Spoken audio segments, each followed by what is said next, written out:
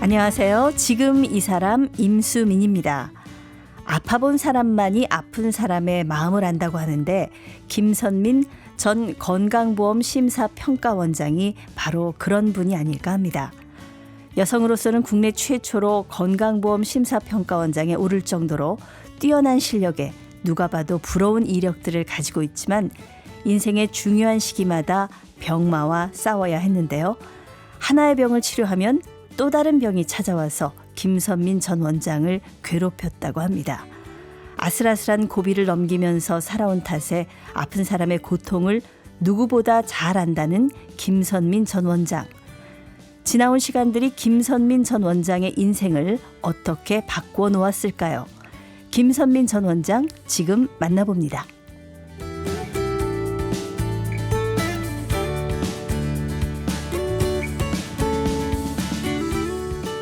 김선민 선생님 나오셨습니다. 안녕하세요. 안녕하십니까? 네, 오늘 모신 김선민 선생님 즉 어떤 분인지 궁금해하시는 분들을 위해서 제가 먼저 소개를 좀 간단히 해드리겠습니다. 의대 졸업한 전문의시고, 네, 최초 타이틀이 많으시네요. 여성으로 처음 건강보험 심사평가원장이 되셨고요. 또 세계보건기구 WHO 수석 기술관으로 일하면서 경제협력개발기구 OECD의 의료의 질과 성과 워킹파티에서 여성 최초 또 아시아계 최초로 의장을 맡으신 분입니다. 타이틀이 화려하셔서 감사합니다. 이 정도 자리까지 올라가시려면은 얼마나 열심히 사셨을까 싶은데 노력 많이 하시면서 사셨을 것 같습니다.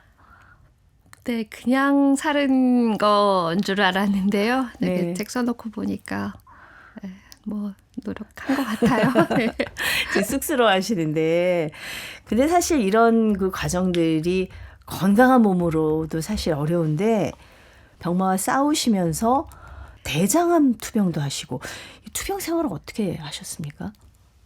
네, 전 날 때부터 아팠어요. 근데 남들도 그렇게 다 아픈 줄 알았죠. 그리고 의대 가서 본科 3학년 때 네. 병명이 붙었는데 선천성 담관 낭종이란 거를 제가 앓고 있다고. 배가 너무너무 아프고 막 토하고 그래서 수술하면 된다고 그랬는데 수술하고도 한 10년 가까이 굉장히 복통에 시달리고. 배가 아픈 겁니까? 네. 배가 어떻게 아파요? 담석증 앓으시는 분들이 있으시죠? 왜 떼굴떼굴 굴르게 아픈 네네. 분들. 저는 아기 때 기억이 배 아픈 걸로 출발을 해요.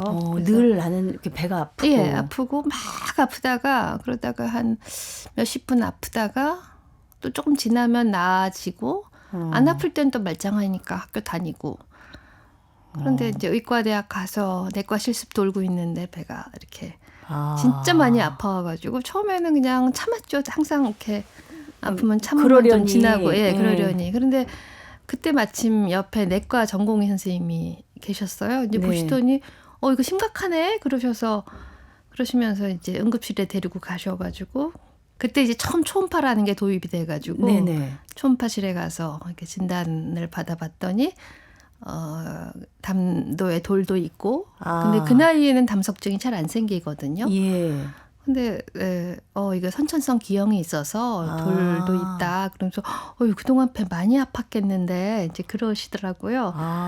그래서 이게 남들도 다 아픈 거 아니었구나. 그리고 내가 꾀병 아니었구나. 그렇군요. 그러고 생각을 했죠. 근데 네. 담관이라는 게 담즙이 나오는 그 길이죠. 간에서 예. 소화액이 이렇게 위장으로 넘어가죠. 네네. 거기에서 이렇게 달려 있는 게 담낭인데 네. 그 간에서부터 해서 담낭에 이르는 이제 담도라고 하는 게 이렇게 다 늘어나 있어요. 이 원인은 모르고요. 늘어나 있으면서 그 안에 이제 담즙이 고이고 그러면서 젊은 나이에 담석증이 생기고 그냥 두면 나중에는 이제 거기에 암도 생긴다고. 그리고 이제 제일 큰 게 통증이 제일 심한 거로 되어 있었어요. 담석증 저희 시어머님도 정말 아프다 그러더라고요. 정말 아프죠. 예.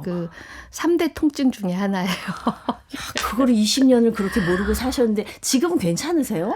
예, 그거가 이제 그게 다 해결된 게 본과 3학년 때 진단을 받고 한 10년쯤 지나서 좀 해결이 됐어요. 그때 86년에 진단을 받고 99년에 해결이 됐으니까 10년 넘게 고생을 하다가 네. 그걸 다 해결을 했습니다.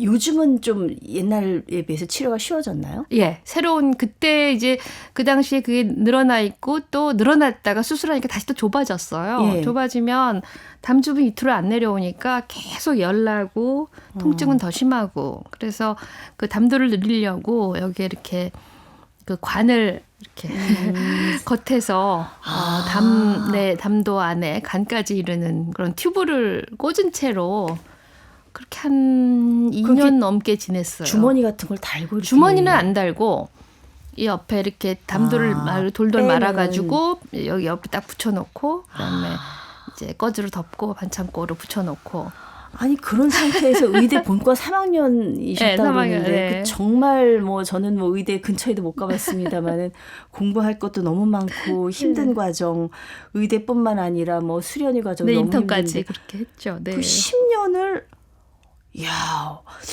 그 병 걸리면 원래 좀 쉬어야 되는 거 아닙니까? 어떻게 헤쳐나오신 거예요? 처음에 그 아프기 시작하고 그 다음 해에 본과 4학년 때는 1년 휴학을 했어요. 그 관을 처음 넣고는. 네네. 그런데 사람이 병이나 이런 그런 일종의 장애죠. 이것도 생각하기 나름이고 이게 타협하기 나름이었던 것 같아요. 처음에는 난 죽어도 학교도 못 다니겠다 싶었는데 본과 4학년 때도 이제 복학을 했는데 해결이 안 됐죠. 이제 1년을 쉬었고 네. 복학하고 1년 있다 복학을 하고 4학년 때 정말 더 아팠는데 이대로 또 휴학하면은 영영 졸업 못할 것 같더라고요. 그래서 수술해 주신 교수님도 그렇고 저도 그렇고 어떻게 다녀보자. 네.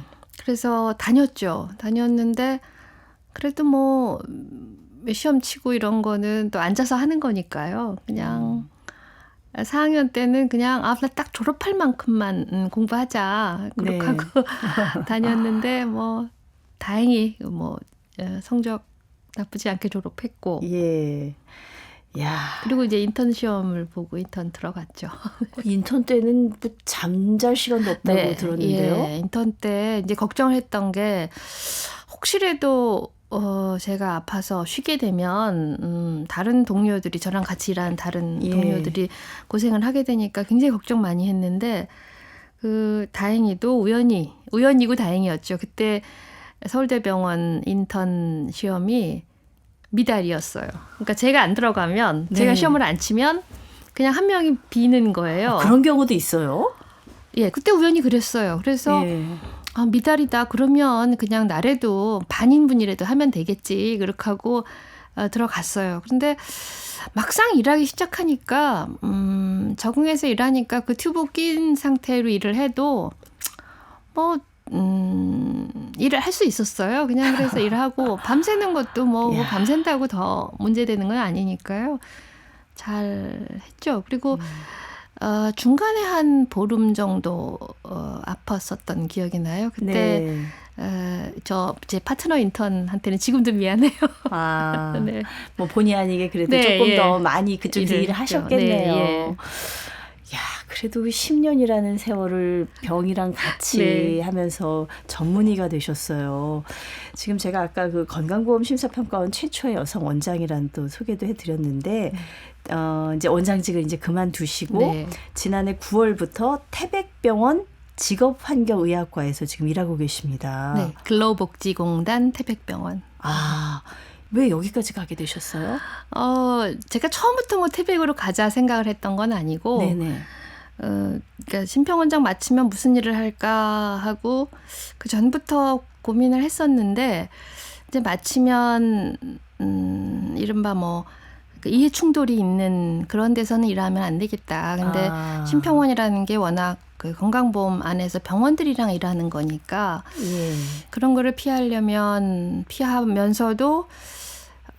현장에서 일했으면 좋겠다 하는 생각이 있어서 이제 그거는 이제 그렇기 때문에 답이 제가 원래 공부했던 거이기도 하지만 직업병을 보는 그런 필드로 들어가면 심평원하고 이해관계도 없고 그거는 이제 고용노동부에서 관장하는 산재보험을 주로 다루거든요. 그렇죠. 사실 심평원이 병원 입장에서는 좀 무시무시한 데 아닙니까?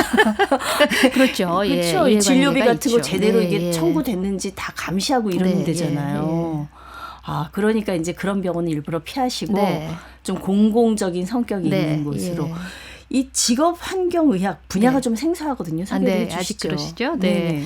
직업환경의학은 이제 제가 인턴 뭐 레지던트 할 때 그때 처음 생겨났던 분야예요. 이제 처음엔 산업의학이라고 얘기를 했고 네. 한마디로 말씀드리면 사람들이 일하면서 직업으로 인해서 아픈 거를 발견하고 치료하고 그리고 예방하고 이런 분야예요. 과거에 80년대 굉장히 안 좋은 노동 환경에서 일하던 사람들이 네네. 그 이제 문제 제기를 많이 했었고 또 직업병도 문제가 됐었죠. 그때 예. 수은 공장에서 일하던 아주 어린 소년이 수은 중독으로 네. 사망하기도 했고 또 원진 레이온에서 그 우리 CS2라고 하는데 이황화탄소 중독으로 돌아가시기도 하고 그때는 진짜 심각한 직업병이 많아서 그런 거 네. 어떻게 관리할까 하고 의학에도 이제 그런 분야를 좀 전문의를 만들어야겠다 생각해서 예. 도입됐고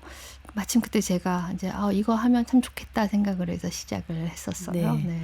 특히 이 직업환경의학 분야에서는 태백병원이 갖는 의미가 좀 남다르다면서요. 예, 그렇습니다. 네.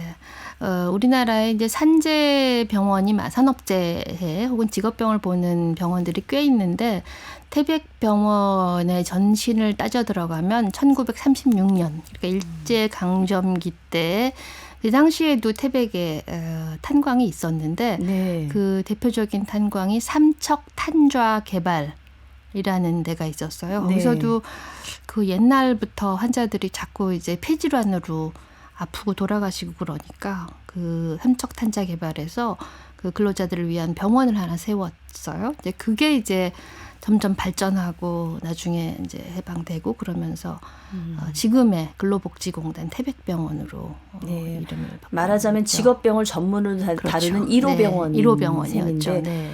실제로 지금 이제 태백에는 탄광이 거의 폐광을 했죠? 많이 폐광을 했고 예. 지금도 하나가 아주 큰 대한석탄공사 장성광업사라고 남아있긴 한데 올해 폐광 예정이고 네. 또 아주 작은 광산은 그 주변에도 아직 남아 있어요. 네. 그런데 진폐증이라는 게, 그러니까 진폐증이 이제 광산에서 일하시는 분들이 분진을 네. 이제 마셔서 폐가 이렇게 망가지는 병인데, 그건 한번 생기면 좋아지진 않거든요.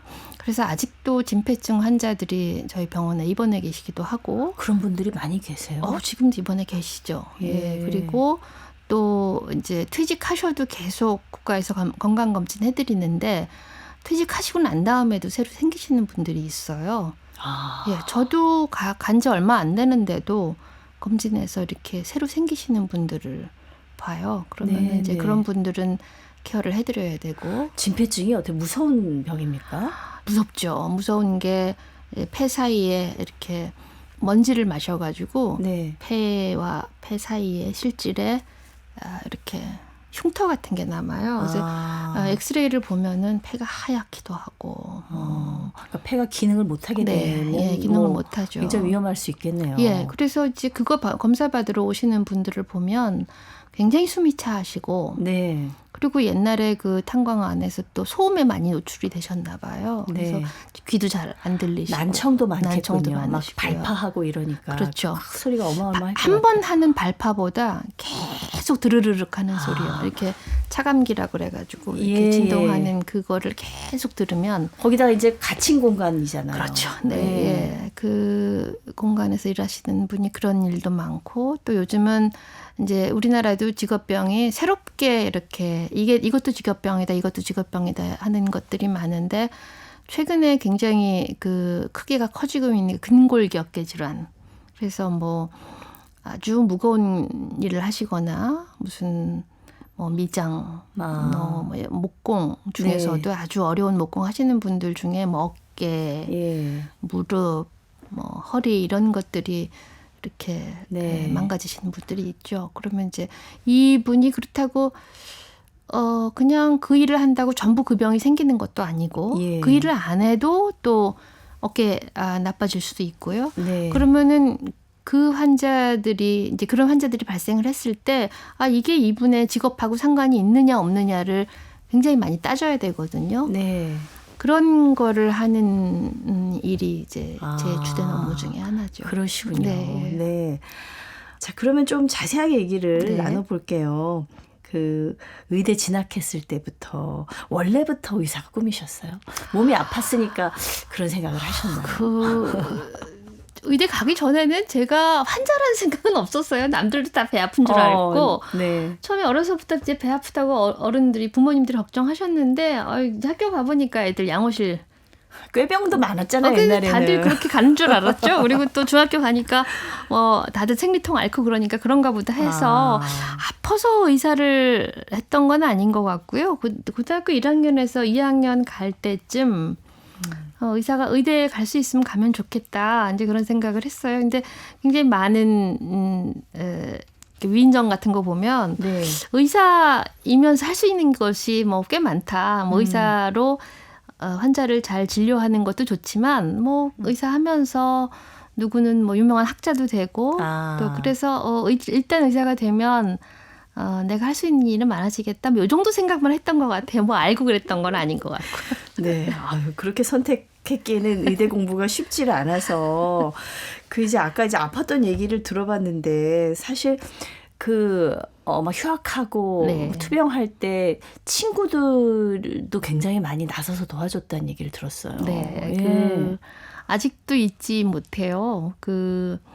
막 급박하게 시간들이 흘러가는데 한 번은 결국 그 수술은 안 했는데 너무 이제 열을 안 떨어지고 계속 아파하고 진통제 아무리 써도 안 듣고 그러니까 간절제 수술을 하자고. 간을 자르자고. 간을 자르자고. 예, 그것도 저의 경우에는 그때 자르면 오른쪽 간을 잘라야 되는데 그럼 거의 간의 3분의 2 정도를 잘라야 하는 거였어요. 그래서 네. 이제 오후에 간절제 수술을 하자고. 근데 간절제 수술을 하려면 이렇게 프레쉬 블러드라고 해서 받아놓은 게 아니라 수혈을 받아가지고 즉석에서 수혈을 해서 그래가지고 바로, 네. 그 수혈을 피를 줄 사람을 구해야 했어요. 근데 제가 이제 B형이었는데 도서관에 이제 영건동 의대에 도서관이 이렇게 쫙 우리 공부하는 도서관이 있는데 다 모여 있는데 거기에 우리 친구 아무개가 간절제 수술을 받습니다. B형 혈액을 구합니다. 이제 이렇게 하고 종이가 붙었대요. 종이가 이렇게 돌아다닌다고. 네, 그래가지고 네. 그 친구들이 이렇게 그럼 나도 B형이다 이렇게 하고 사인한 종이를 나중에 병실에서 봤어요. 어떠셨어요? 정말 너무 눈물나게 고마웠죠. 그래서 우리 동기들 중에 아직도 그때 이름 적힌 분들은 아직도 기억이 나요. 하나하나 다 기억하고 있으세요? 다는 기억 못하는데 이렇게 가끔 이제 뭐 동기들 중에서 신문에 나는 사람들 있잖아요. 그러면은 기억이 나요. 그렇죠. 근데 그 투병이 뭐 본인은 제일 힘들었겠습니다마는 부모님이 또 굉장히 충격을 많이 받으셨다고요. 그렇죠. 그때. 네. 저는 그때 부모님 받을 충격이 얼마나 컸을지 잘 헤아리지 못했는데 저도 아이를 낳고 나니까 그때 부모님 마음이 어땠을까 하는 생각이 들어요. 근데 아버지가 정말 잘 해주셨는데 엄마는 완전히 제가 이렇게 간절제 수술을 받는다고 병원에 이렇게 입원해 있는데 엄마가 완전히 이렇게 이른바 정신줄을 놓으셔가지고 충격이 너무 크셔. 충격이 너무 크셔. 갑자기 그걸 해리라고 하는데요. 네. 제가 병원에 입원한 시점부터 그때까지를 기억을 못 하시는 거예요. 저 드라마에서 보는 그런 기억상실 실제로 있군요. 그래가지고 너 여기 왜 와 있니? 그러시고 내가 김장하다가 왔는데 그러니까 김장하고 그 다음날 제가 입원을 했었는데 너 여기 왜 와 있니? 계속 그러시는 거예요. 그래가지고 이제 또 다시 엄마도 응급실로 가시고 저는 외과 병실에 있고. 지금은 뭐 그 시절 잘 지나왔다 이런 생각 드시겠지만 그 당시에서는 정말 어떠셨을까 그 심정이. 그냥 지옥 같았죠. 지옥 같았고 네. 화도 나고요. 그러니까 막 아플 때는 아무 생각이 없어요. 그런데 아프고 나서 이제 상실감을 느낄 때는 휴학하고 다른 친구들은 잘 이제 학교 다니고 그런 거 보면 왜 나만 이런 일을 겪어야 하지? 막 이런 생각이 들고 네. 지금도 그때 생각을 하니까 아련하신가 봐요. 네. 예. 사실 며칠 전에 이제 그때 그렇게 충격받으셨지만 딸을 누구보다 자랑스러워하셨던 네. 어머니가 이제 세상을 떠나셔서 네. 네. 마음이 많이 허전하시죠? 이렇게 불쑥불쑥 생각이 나면서 네. 네. 그래요. 그렇지만 그 네. 어려운 과정을 다 이겨내고 이제 이렇게 훌륭한 자리에 오르셨단 말이에요. 21살에 진단을 받았던 이 담관 낭종이라는 병이 김선민 선생님의 어떤 인생이나 진로를 정하는데 아무래도 큰 영향을 미치지 않았을까 싶은데 어떤가요? 그렇죠. 예. 그때는 질병을 알았던 것뿐만 아니라 인턴하고 레지던트 할 때 네. 제가 이 몸 상태가 이게 완전히 정상이라고 할 수 없는 그런 상태여가지고 일단 의사가 되는 거에서도 좀 건강을 고려해야만 했었죠. 그리고 저는 굉장히 다이나믹한 거 무슨 중환자 의학 이런 거 좋아했었는데 네. 당직 많고 뭐 이렇게 큰 힘쓰고 이런 거는 하지 말아야겠다. 그래서 공중보건, 네. 넓게 보면 공중보건, 좁게 보면 직업병이라는 분야를 택했던 것 같고요. 물론 이제 택한 길이 저한테는 굉장히 운명같이 아주 정말 제 길이다는 생각이 들지만 병이 어떤 저의 선택을 많이 바꿨죠. 네. 현실적으로 내가 가능한 것과 불가능한 네네, 것을 예. 보고 좀 네. 타협을 네. 하셨네요. 의사이기 전에 아까 네. 환자였다는 말씀을 하셨어요. 네. 그랬기 때문에 나는 이런 의사가 돼야지 네. 이런 생각도 좀 해보셨을 것 같은데요. 네. 예. 그게 뭐 저절로 그렇게 된 것 같아요. 뭐 그렇게 의도를 했다기보다 같은 병실에 환자로도 있었다가 또 의사로도 있었다가 그리고 이제 같은 건물에 이제 그 서울대병원에 환자 있다가 의사 있을 때는요. 병원에서 나는 이런 특유의 병원 냄새가 있잖아요. 네. 그 냄새에 대한 기억이 환자일 때하고 의사일 때하고 완전히 달라요. 아. 그래서 이제 환자이면은 이 완전히 절망적인 네. 그런 감정의 칼라로 오고 의사일 때는 거기는 아주 희망이죠. 서울대병원이 갖는 그런 어떤 그렇죠. 의사로 만나는 서울대병원은 완전 희망의 상징이고 그래서 저절로 의사를 하면서 저기 누워있는 환자가 지금 무슨 생각을 하고 있는데 네. 이거를 비교적 빨리 알았던 것 같아요. 예. 지금도 만나는 환자들을 보면 그냥 저절로 이제 이입이 돼요. 저 사람이 지금 뭐가 힘들 텐데 그런. 네. 요즘 의사 선생님들 많이 친절해지긴 하셨는데 그럼요. 네. 예. 예전에는 사실 뭐 이렇게 물어보고 싶은 건 많은데 네. 눈치 보여서 물어보지도 못하고 네. 이런 경우가 진짜 병원에 많거든요. 예. 그래서 집집마다 뭐 의사 하나씩 있어야 된다 네. 이런 얘기 어르신들이 하셨잖아요. 네.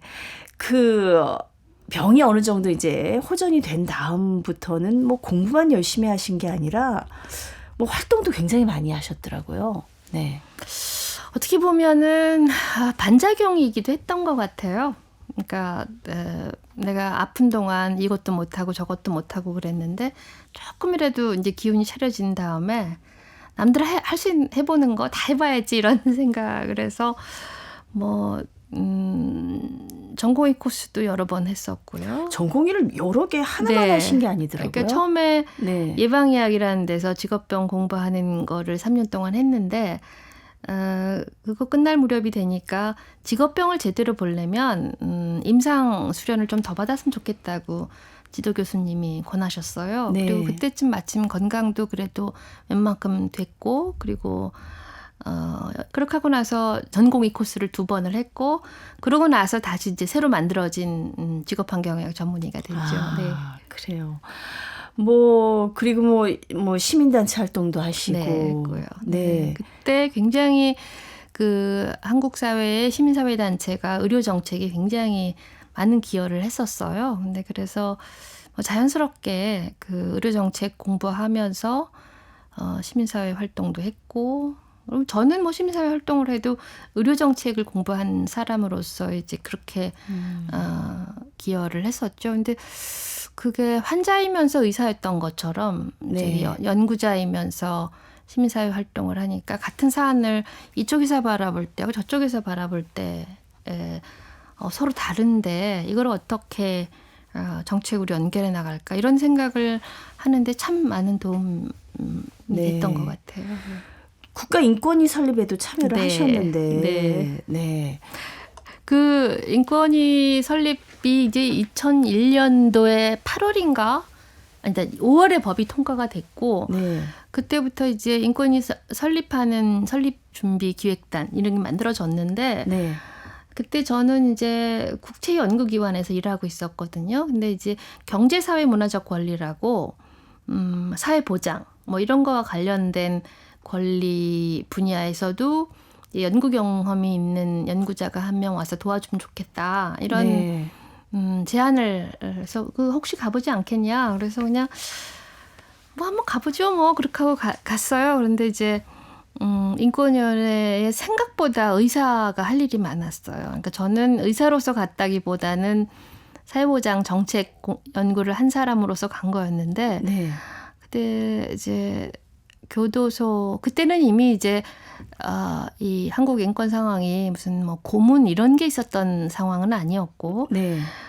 제일 진정 건수 중에 많은 게 의료 이제 구금 시설 그러니까 교도소 구치소 이런 데서 병원 가고 싶은데 치료 못 받는 분들 네. 이런 분들이 제일 많았어요. 예. 그러다 보니까 이분의 의학적인 문제가 얼마나 어떻게 되는지를 판단하는 게 중요했거든요. 그래서 네. 저는 인권위 갈 때는 청진기도 다 버리고 이제 다시는 의학 차트 안 읽는다 생각하고 갔는데 인권위 가서 진짜 차트 많이 보고 다시 또 공부를 네, 하셨군요. 환자들도 많이 보고 그랬죠. 네.